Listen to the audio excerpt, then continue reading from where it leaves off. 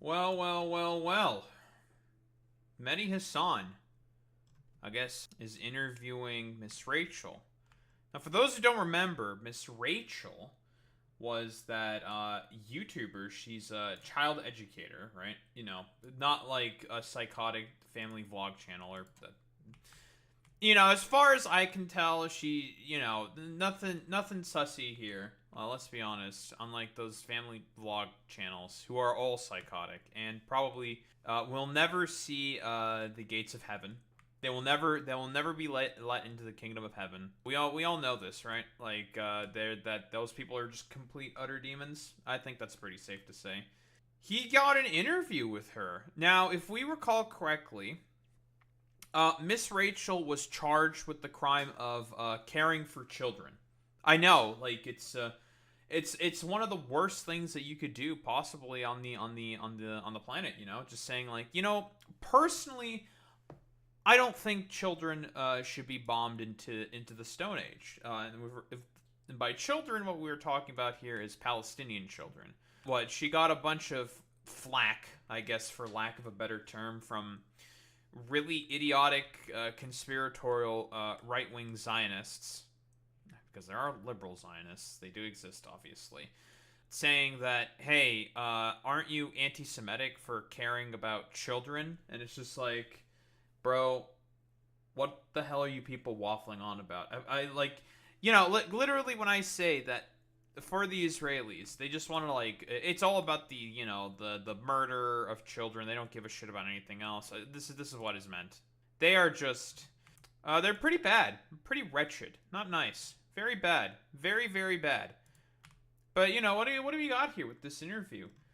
Exclusive. This is the interview. The one and only Miss Rachel opens up to Medhi on her advocacy for Gaza's kids. So basically, what she wrote, I think, a couple of Instagram posts saying like, stuff that's happening to the kids in Palestine is bad. That was it. That's all she did. Quite literally. Unfortunately, since we live in a clown shoes world, we live in a very, very goofy time where everything is stupid, ridiculous, and silly. Unfortunately, that means like that's like a crime against humanity or something, or she's like an anti-Semite because she said like, maybe we shouldn't be killing kids. I believe this is the interview itself where he talks. Yeah, get the full interview. We're gonna get only part of the interview, but that's fine. We're just gonna listen to this. What do we got here? You clearly love kids. Is that why you decided to speak out Loving about kids. what's happening in Gaza, specifically with children? I think it should be controversial to not say anything. Did you also, like millions of other Americans? Wait a minute. That sounds like a pro-Hamas position, brother. What the hell? Why are you pro-Hamas, Miss Rachel? What the hell? I can't believe you'd say that, saying that it shouldn't be controversial to, not want kids to be killed. I don't know, like, I'm being, like, rather silly and hyperbolic here, but, I mean, this shouldn't be something that's, like, controversial, The fact that it has been made, like, I guess for lack of a better term, controversial to see, like, I don't know, kids as, like, human beings, I guess, is kind of, like, emblematic of, like, there's just the silly goofiness that we are sort of seeing here with the broader world. I don't know. Zionists, dude. They're fucking wild, man. Just seeing these horrific, tragic videos. The idea that caring for a group of children in an emergency situation means you don't care about other children is false. Are Palestinian children less human? That's true. That is a false I don't equivacy. quite get where the controversy is coming from. It's sad that people try to make it controversial when you speak out for children that are facing immeasurable suffering. I'm sure you have a Real. lot of good people in your lives who are saying to you, just be quiet. It's not worth it.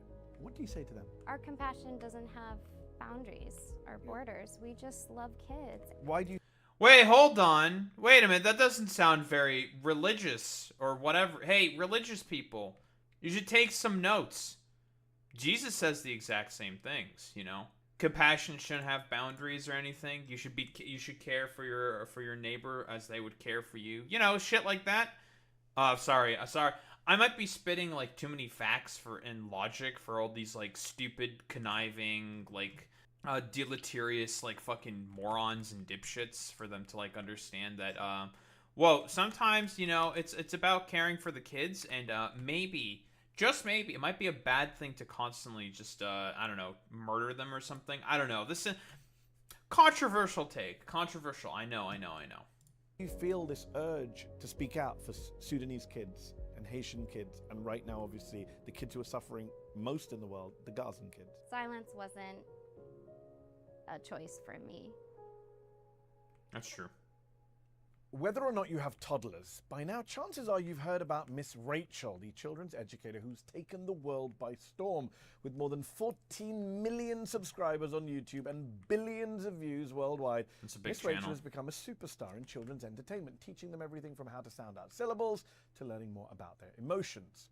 But Miss Rachel has not just garnered attention for her Well, learning about emotions in my patriarchal society? Say it ain't so. You can't be. What the hell? I don't need no feelings for my kids. My kids, they are fucking stone cold killers. Or, I don't know, whatever the fuck. It's stupid. educational videos. She's become an outspoken advocate for children in Gaza who've been displaced, starved, injured, and killed in their thousands, more than 15,000 in Israel's offensive. After speaking out about the plight of Gaza, It's a lot of dead Miss kids. Rachel has been thrust into the center of some very unfair online controversy. And I'm delighted to say she joins me now. Rachel, thanks so much for joining us on the show. And I feel like I should introduce you as Rachel Accurso, your actual name. Thank you so much. That was beautiful pronunciation. I butcher everyone's names, so it's good. I'm just going to go with Miss Rachel, it's safer now. Before we get to Gaza, I've got to say, every parent who found out that I was interviewing you today, everyone I know, friends, family, who found out, Miss Rachel? I said, I'm interviewing Miss Rachel. They went crazy in a way that I've not seen people in my community, in my friends and family. I mean, I've interviewed Hollywood celebrities, world leaders. That's true. When I said Medhi your Hasan name, I've has not had a been reaction on the like that. beat. People are like, what? Can I come? Can I be there? Can I see her? How have you become such a global phenomenon for kids and their parents in such a short space of time? Just the last decade?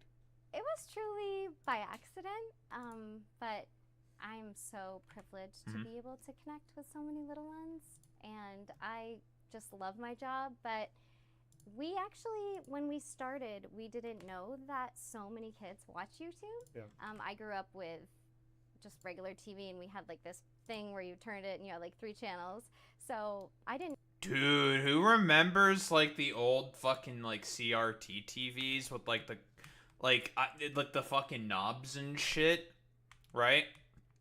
I remember those fucking not to do like the whole fucking memberberry fucking thing, right? The like the crazy ass like little fucking dongle things and shit. It's like I know like exactly what she's like speaking to here. It's you don't see they don't make them like they used to, you know. Generally speaking, like the era of like television that I like grew up in was like broadly speaking like. Who remembers like the big boxy like CRT TVs and like the sort of like advent of I think I would broadly call it the flat screen TV. Remember when that was like all the rage and people were talking about like, bro, look at the awesome resolutions you can get with your flat screens. Whoa, crazy.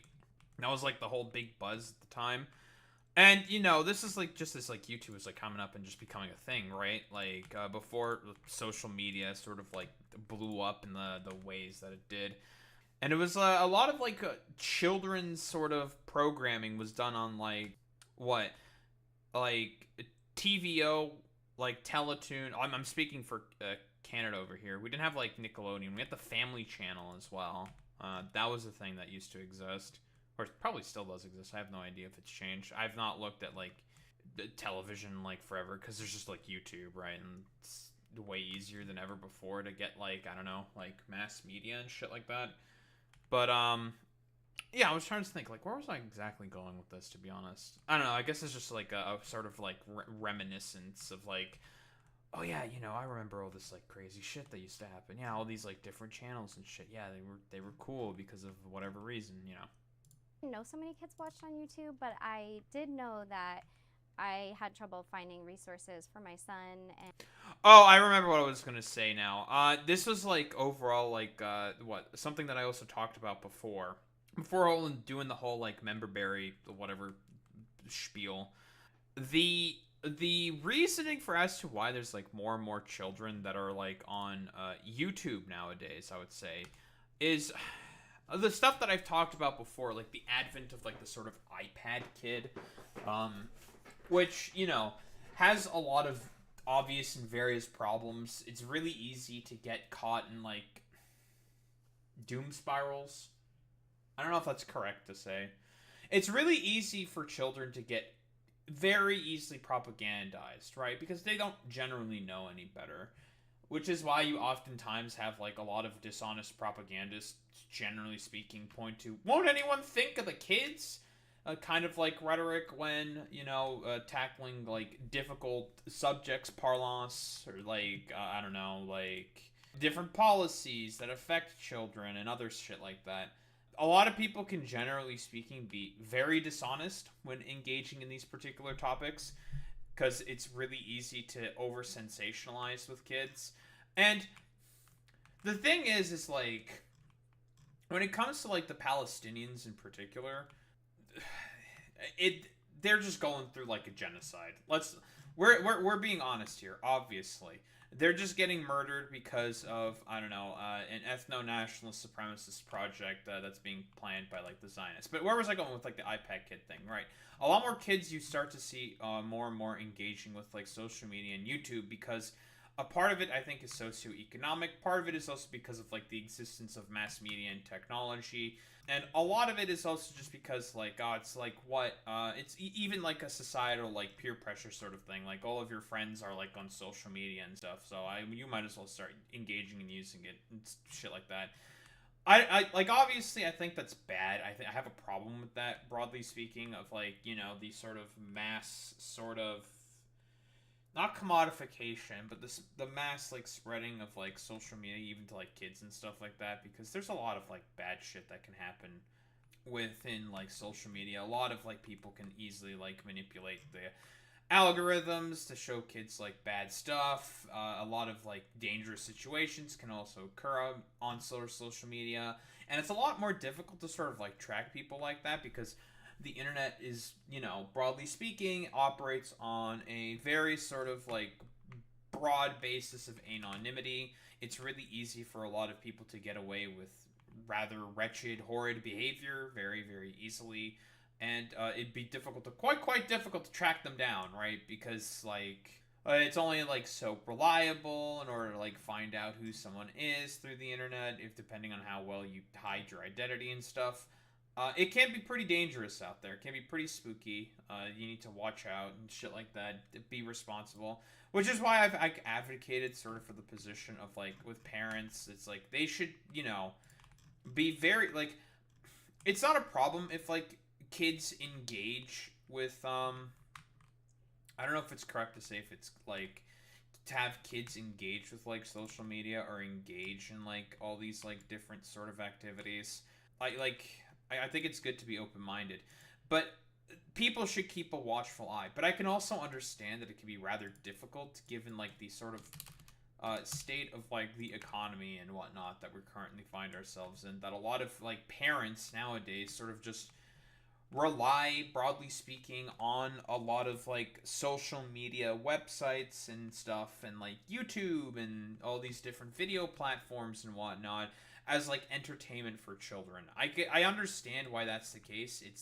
It's real rough out there, if you're like a parent raising children. Like we recently watched a video on the generational wealth gap, talking about like, hey man, like if you don't have generational wealth, it's way more difficult to now be able to like start a family, be able to like build something up for yourself and shit like that. And like childcare is like a big problem to that. And like the advent of like something that could easily keep your kid entertained while you go out and work is like a very reasonable prospect, right? It makes sense. Not that I'm saying it's a good thing. I don't think it's a good thing. Personally, I think it's a bad thing, but it's kind of the results of the environment that we currently find ourselves in. Like, it's just not great. And he's such a visual learner. I thought that some of the things I was learning to help him would benefit other little ones. And I had him watch the show. You say by accident, so I think you went on YouTube in 2016, a YouTube channel. So were you thinking that, okay, this is the best way to get to other kids, YouTube is the way forward? No, I didn't know that. I just thought maybe I'll help some kids. And how did you want to help them? It wasn't like an overnight success. Hmm. Well, I knew that my son really benefited from a slower paced show. I used to make him his own show. And actually, I would take, like, he'd be watching a show he likes, and then I'd edit it and be like, Oh, she's always been an entertainer. Well, no, she was a teacher, right? Before she became an entertainer, I suppose, right? If I recall correctly. Like, she's always, like, worked with kids, and then she started her YouTube channel. If I'm like, recalling correctly with Miss Rachel. Let me double check. Miss Rachel. Hello, Miss Rachel. Children's music series, right? No, she did theater, master's degree in music education. So she's always been an educator, right? But with music specifically. Worked as a music teacher. It's always fucking rough, dude. Oh, in New York City. That's nice. Before starting her YouTube channel. And now she's getting a second master's degree in early childhood education. Very, very cool. And then she married a Broadway music director. Fascinating. Very, very cool and good. Right, so she's always been an educator. I guess, like, also, like, if you're, like, a music educator, part of it is just, like, what, also with, like, music can be also, like, entertaining with, like, music and shit. At least that's what I think. What's up, Boy Meets Minnie? Let's just keep going. It's Mommy, here to, like, teach you something. So anyway, I just knew that these methods I was learning to help him with a severe speech delay would benefit other kids, which are her son has a neurological problem. To answer and doing fill-ins like ready, set, go. That really helped him. Just a slow pace. And you mentioned it wasn't an overnight success. Am I right in saying that the pandemic, the COVID, the lockdowns, that whole period, really, you just ramped up in that period? A lot of people came to find you then in that moment. Well, I think so. I think people were home, and I think speech therapy was virtual, and it was tough, and some people didn't have access to it.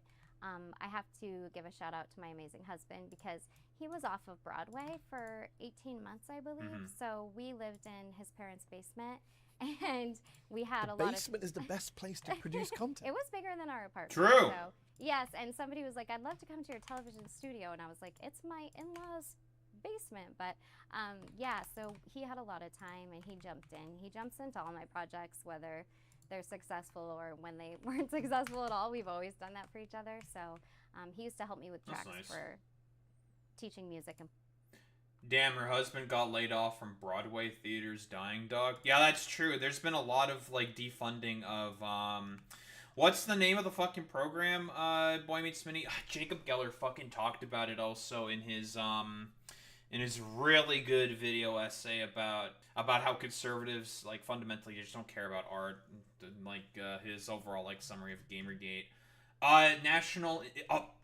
National Endowment of the Arts, right? Am I correct there? Right? I know there's, like, also a bunch of other, like, shit. Yeah, I got it. NEA, National Endowment of the Arts. I remembered. What was I saying? Jacob Geller. Yeah, Jacob Geller also talked about how conservatives constantly go after the arts all the time because they just hate art. Mostly because they don't understand it. / they don't know how to produce any of their own art. Typically, like, conservative art consists of just complete, like, nationalistic dreck for the express purposes of, like, deference to the state, generally speaking. Like, a depersonalization of art, like, which is why, like, generally speaking, it's always the libtards who do way better at the creation of art, and art is, generally speaking, a very, very sort of, like, left-leaning pursuit, but broadly speaking. But, if we're, like, sort of, like, talking about these sort of, I don't know, consequences... Not like consequences, The sort of like positions where it's just like, just suffering of like artists. Conservatives have always been pro suffering of artists. They do not like art. They fundamentally think art is just, well, dog shit. They don't respect the medium. And look, you see that with like the sort of like whole idea of how like modern art is like terrible. And it also leads into a lot of the stuff I've talked about before with like the death of subjectivity. Broadly speaking, a lot of conservatives, I don't think this also just like this shouldn't just also be about conservatives. This can also lead to like just average people in general. Uh, Given how like atomized and balkanized our society has become as a result of like a lot of like ridiculous factors, not ridiculous factors. That's not accurate to say. Because of a lot of the, like different socioeconomic factors and general like defunding of education and critical thinking, which is also leads to sort of like death of subjectivity that a concept that I've talked about before. God knows how many times at this point. It leads to a lot of people sort of being depersoned, no longer valued as much as people, because no one can seemingly get into other people's shoes. It's really, really bad. Because again, the conservatives, they're not doing this for any honest reasons. They're doing this so they can maintain their own, hierarchical structures of, maintenance of control and hierarchy, which is the overall sort of like summary that I got to when talking about the sort of like death of subjectivity, and also Jacob Geller's very, very phenomenal video essay on the topic about Gamergate. His like overall summary. They just hate the arts. Like, that's what it is. Conservatives have no respect for art because they don't know how to create it, because they don't, broadly speaking, respect that medium of expression. They, broadly speaking, just don't like people being able to express themselves, generally speaking. Also, the more controlling parenting style that came from 1950s suburbia. Like, yeah, pretty much. It's all about, like, maintenance of hierarchy and control. All that will always be this sort of, like, crux and, like, main biggest problems that, broadly speaking, exist within, like, a lot of differing sort of, societies and structures, especially like if we're talking about like the consequences of like conservatism, more or less. Like, it's just unfortunate. It's kind of sad, in public school and put everything into it for those kids, and it just hasn't changed. So you were a school teacher at one point. Just for people who only know you from YouTube, what is your background? Have you always loved working with kids? I have. So I started when I was 18. I was an assistant preschool teacher at a school for kids with disabilities, and she always worked they with kids totally with disabilities transformed at school. me. I just loved it. I was like, just amazed that I could be excited to go into a job, and seeing their progress was so exciting. And it definitely, my supervisor said in a letter, "You have a rare gift that I don't often see with kids," and I was like, oh wow, like maybe I have a gift for this. And I knew that it felt like a calling for me. So I found other jobs working with kids, and eventually I studied to become a certified music teacher. And then I got another master's in early childhood, inspired by my little boy and the show, because I knew if I was going to be this teacher to kids in this crucial time, I wanted to have all the knowledge, early childhood knowledge I could. And you have 2 kids now. Yes, I do. That's awesome. My world. You clearly my world. love kids, not just your own. It's obvious to anyone who's seen you online and Kids! meeting you in person. What You have 2 kids of your own. Is that why you decided to speak out about what's happening in Gaza, specifically with children in Gaza, because of what's happening to the kids there? I do think being a mother makes you put yourself in that situation. And I think my background in early childhood makes me think about that crucial brain development time of 0 to 3. So if you're being malnourished, that's a good point, and you're yeah. seeing trauma and you're losing your family, that's a really crucial time of brain development. So I think about that. That's and true. Then I think just that is when like earliest fucking development sort of like happens, right? Like some of the youngest ages, and like she's hitting like pretty much the fucking nail on the head. if we want to sort of talk about a de-radicalization project, broadly speaking, of Hamas, right? If we want to do that whole fucking meme or whatever, you want to know how, like, you can most effectively stop a bunch of terrorists from becoming terrorists. Stop bombing the fucking shit out of them and their families when they're fucking young. It's really, really easy. You also have to de-radicalize Israeli society. Yeah, unfortunately, that is also a big factor as well. But the problem with, like, de-radicalization of Israeli society, and here we go, we're gonna fucking trigger all the dumb fuck Ethan Klein fans. The only way such a project can be possible is by a fundamental dismantling of the fucking state. You have to completely just gut that shit, get rid of that shit, start anew. Alright, get rid of it. You need to get rid of the fucking Israeli state and have a one-state solution with equal rights for all parties. From all ages, voting demographics, everybody needs to have equal rights. Because otherwise, what? We want to talk about, bitch and complain about all the little Hamasites that exist within Gaza. Here's a good way of making an infinite amount of them. You know, you want to just have like a spawner of little Hamaslings or whatever the fuck stupid bullshit you want to say. If you keep constantly bombing the fuck out of them, you know, bombing the fuck out of children, families within Gaza, guess what? For Hamas, it's easy fucking dubs and propaganda for them. But again, we've talked about this broadly before. This is beneficial to the Israeli state. They want as many little Hamaslings as possible because it becomes really easy for them to justify the genocide that way. We all know, you know, the broader, like, campaign that exists of dehumanization of people. It's the same shit that the fucking Nazis also did. They constantly dehumanized and depersoned people all the fucking time, right? With, like, a differing, like, a propaganda about, like, I don't know, like, the Jews or whatever, portraying them as, like, miserly goblins who are, like, duplicitous little pieces of dog shit or whatever. A lot of, like, Israeli propaganda also does the exact same thing, like depersonhood of Palestinians. And, you know, they do, like, obviously they're not going to limit it to children. They fucking, you know, you think those people have an affinity for children? Fuck that. No, they don't care. You're brown, you're getting fucking turned into mulch. They don't give a shit. Like, fuck you. Like, the solution is so ridiculously fucking obvious to, like, anyone with, like, half a fucking brain, okay? Like, it's so easy, but, like,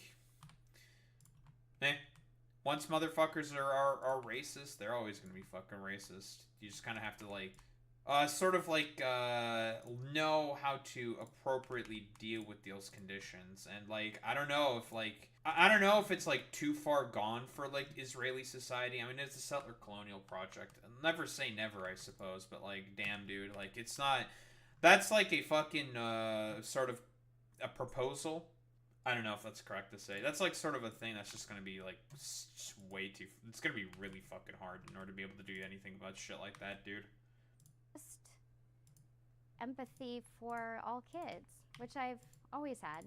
A lot of people, I know a lot of people, I've been covering the conflict professionally for 20 years. I've been following it since I was a teenager, something I've been interested in. But a lot of people I know came to the Middle East conflict, came to Gaza, Israel, after October 7th, seeing the horrors of what happened on October the 7th, and then seeing the horrors since.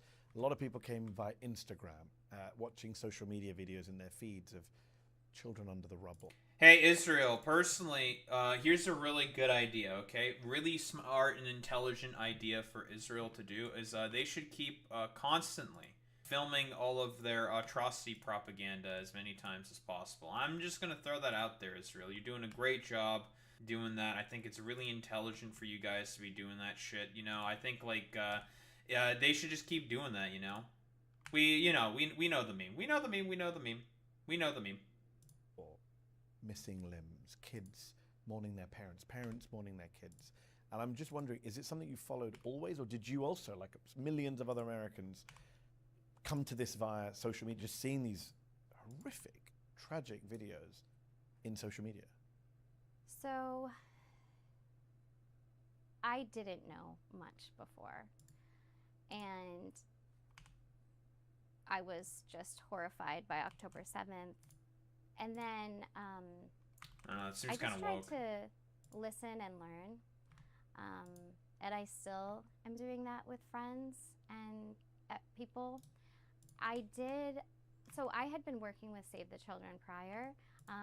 When I don't know, it the seems show kind of became woke to me, guys. successful, I got an agent, and my agent was like, "Tell me about what you want to do." And I was like, "I want to be connected to charities, and I want to do work helping children." So I got involved with Save the Children. Great charity. Yeah, and I was learning about. So I was learning from their team and their CEO about a lot of. Basically everyone on the left is horrified by October 7th, save for the dipshit MLs. The MLs are always always about violent revenge that doesn't help the situation. I mean, those are pretty much the only people that have really I mean, like, your bad empanadas of the world. I mean, like, even, like, a bunch of other, like, MLs and ML-adjacent people probably also acknowledge that October 7th was, like, pretty bad. But, yeah, a lot of the time they are not very helpful at all in terms of, like, staving off the idea, like, that Israelis have and, like, Zionists have of, like, the left being, like, Jew haters and they just want to, like, murder all Jews or some shit. Like, whatever fucking bullshit nonsense they come up with. Like, you know, not very helpful Marxist-Leninists. Things going on with children here in the U.S., food insecurity. I was learning about the Congo. She had just come back from there, and they asked me if I wanted to have a meeting with her, and I wanted to learn about that. And I just asked, like, what is a day like for kids there? And then she was in Gaza, and she came back, and they said, would you want to meet from her and hear what it's like for kids there? And I was like, definitely. So I heard from her, and I knew she was there, and she was describing what was happening firsthand. And then, of course, I did see the. Well, you know, a son of rep cut off. Yeah, I do not have a paid subscription to the full interview. So I guess she would have just started talking about how, like, there's a lot of people that have been killed and, you know, it's rather abhorrent and terrible. I mean, you know, like, a lot of the same points that I've already said before, like, is it necessary to, like, constantly reiterate them over and over and over again? Probably not. Yeah, it's just sad, man. Like, really, there's nothing else you could say about this besides, like, damn. Feels fucking bad, man. Like, that this is, like, kind of the, I don't know, situation that we were finding ourselves in. Like, feels... I don't know, like, what... I don't even know what else to fucking say, to be honest. You know... You have to... It feels bad to constantly have to, like, talk about, like, stuff like this because of just how wretched the genocide has been in general. And how, like... a lot of, like, average Americans are now seeing that play out firsthand, and they're, broadly speaking, quite disgusted with what's going on, right? A lot, like, is quite generally speaking, like, most people can acknowledge that, damn, this is fucking wretched, it's horrible, this sucks, I hate the fact that this is sort of, like, the position that we currently are finding ourselves in. And I mean, like... I do have to say, it's only going to get worse and worse for, like, the propagandists, right? Like, it's going to be way, way harder for them to sort of, like, justify a lot of their positions and actions, right? Like, that's all I can, like, you can really say about that. Like, because who are the people that are mostly getting harmed in these, like, particular instances? It's children. Like, people are suffering because of all this stuff, and it's just, like, the people are just going to be, like, complete wretched, like, human beings and just, like, justify, like, the worst possible things constantly. And, like, and it's all in, like, the name of saying, like, never again for the Holocaust. But we want to also do, like, all these, like, horrible things to other, like, people's children and stuff like that. It's just, like, it's just wretched, man. Just absolutely horrid. I've said this before, and, you know, I kind of, like, say this in, like, a hyperbolic sense, I suppose. But, like, I really don't think that conservatives, broadly speaking, they don't really care about children, right? I throw in neoliberals in this as well. Like, they're no different than a lot of conservatives. Like, none of these people have ever cared about kids. Let's be honest here. It's never been about that for them. It's always been about like exercising of power and as much suffering as possible. But it's just sad, dude. It's sad. It's a feels bad kind of a situation. It's I don't know. All you can really say about that. It's one of those cases where it's just like, man, like, Alexa, this is so fucked up. Play Despacito or some shit, right? Like, it's just sad. It's just sad. I don't know, like, what else to say. Yeah, I don't know. Like, there's only, like, one way stuff like this can potentially, like, go to, like, be fixed or something. Like, what matters the most here is, like, doing everything possible to allow for, like, Palestinian sort of emancipation. If we want to, like, have an actual fix to the problem, like, I don't have a problem with that, like, having that discussion, but a lot of, like, neoliberals and other, like, and conservatives, obviously, none of them are really interested in doing any of those stuff. They are fine with children suffering and dying, and I guess also, like, dragging down, like, children educators who are like getting in the way of like that potential project of just murder for like the express purposes of the military industrial complex and just the broader security apparatus, and like just to get like a bag. That's like the worst part about this. People, they're just doing this just to get like a fucking bag, and it's just fucking absolutely wretched.